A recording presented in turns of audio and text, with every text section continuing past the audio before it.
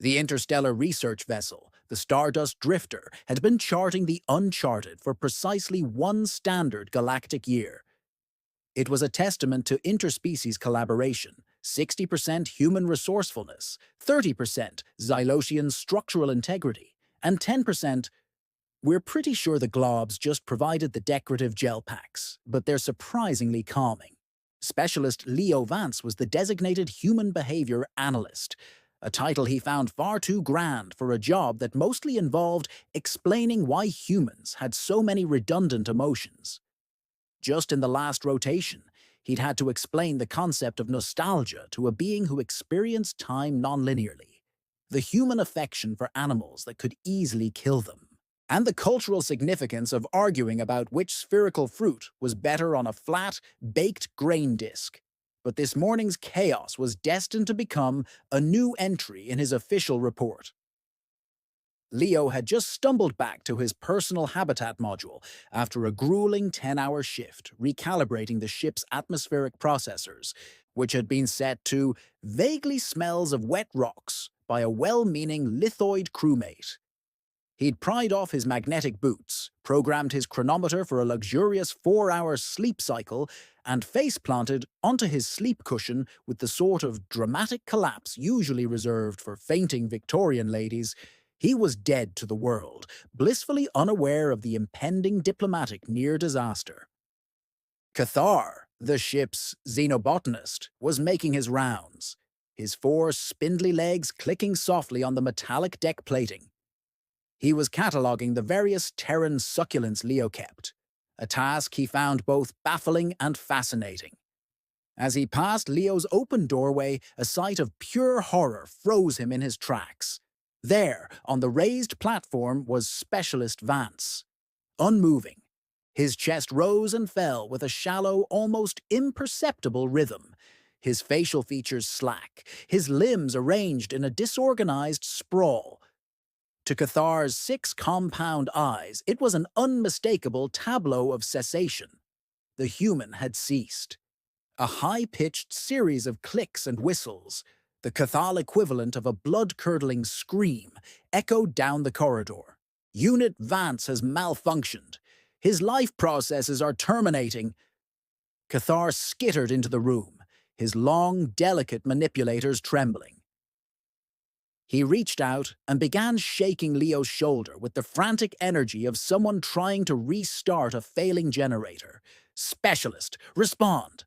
By the 7 moons, initiate reboot sequence now. Leo surfaced from a particularly pleasant dream involving winning a lifetime supply of tacos, dragged into consciousness by the frantic shaking and the sound of panicked insectoid chattering.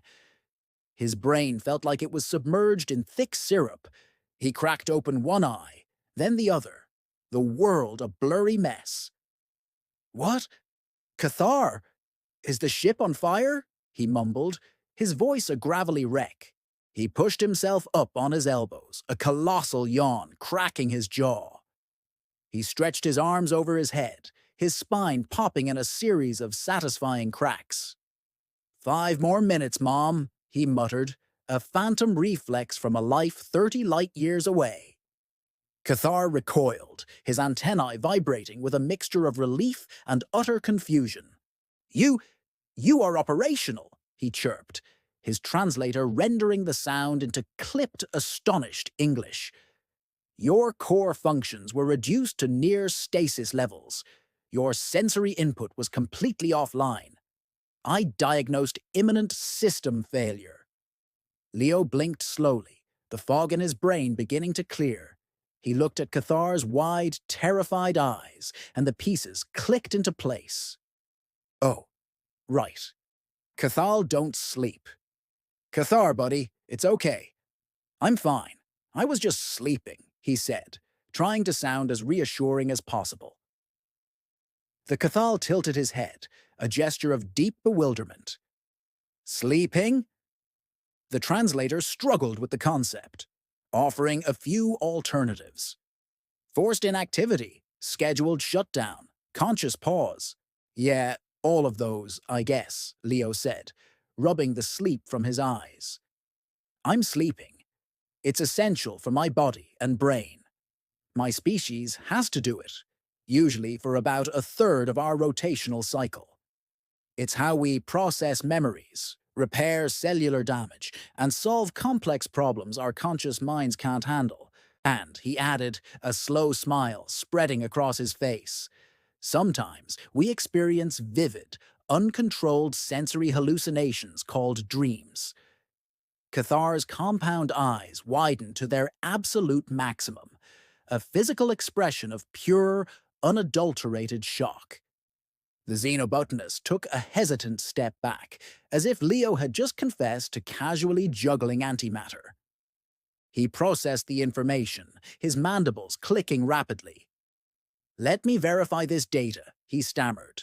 "You willingly, and on a regular basis, render your entire biological system vulnerable and non-responsive, shutting down your awareness of your surroundings. And during this near-death state, your brain projects false realities upon itself. You voluntarily enter a state of vulnerability and hallucinate." Leo thought about the dream he'd just been having, about the absurdity of being presented a golden taco by a mariachi band of capybaras.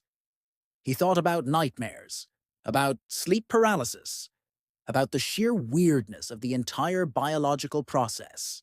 He offered Cathar a bright, cheerful nod. "Pretty much, yeah. It's great. You should try it sometime if you could." Cathar simply stared, his 6 eyes blinking in a synchronous horror and fascination.